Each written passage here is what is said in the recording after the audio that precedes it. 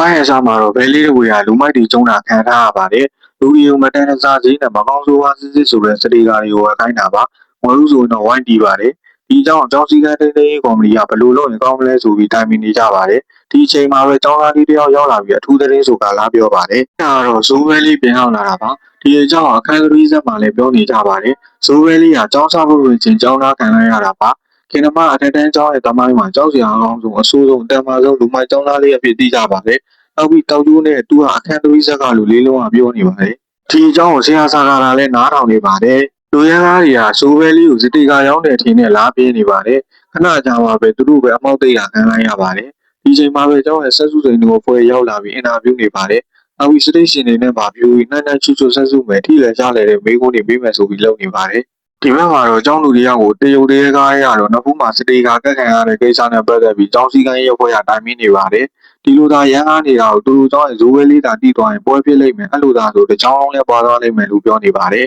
ပြောရတဲ့အတိုင်းမှာပဲဇိုးဝဲလေးကလည်းသူ့လူတွေကိုစတေကာကိစ္စကိုဆောင်ရမ်းခိုင်းနေပါတယ်ဆရာစာကားသားကိုလည်းကျောင်းကြီးကခေါ်ပြီးစတေကာကိစ္စဆောင်ရမ်းခိုင်းပါတယ်မင်းတန်းတွေကဇိုးကျောင်းသားရောက်တဲ့နေ့ကစပြီးဒီပြဿနာတွေဖြစ်တာဆိုပြီးဒူးကျောင်းကပြောနေပါတယ်ဆရာစာကားသားဆန်စဲလေးတီးအောင်မပြနိုင်ဘူးသူနဲ့ကျုပ်ကတမိုင်းကျောင်းရှိတယ်ပင်လယ်ရည်တဲ့နှဆိုင်တဲ့တမိုင်းကျောင်းပေါ့ဆိုပြီးရှောက်ဖော်နေပါတယ်တွဲလေးလူတွေလည်းစတေကာကျောင်းကိုဆောင်ရမ်းနေပါတယ်စုံစမ်းနေနဲ့ပဲစတေကာရောက်တဲ့လူမိုက်တွေရောက်လာကကြောင်ဝိမိသွားပါတယ်ဒီချိန်မှာပဲဇိုးဝဲလေးလည်းရောက်လာပြီးနှစ်ဖက်လုံးကျုံးကုန်ကြပါတယ်ကျုံးနေနဲ့ပဲဆရာစာကားရောက်လာကရဲခေါ်လိုက်ရမလားဆိုတာကြောင့်လူမိုက်တွေလည်းထွက်ပြေးသွားပါတယ်ဒီလိုနဲ့ပဲ episode 3လည်းပြီးဆုံးသွားပါတယ်ဒီလိုအဝေးတော့အားလုံးကျေးဇူးတင်ပါတယ်ခင်ဗျာ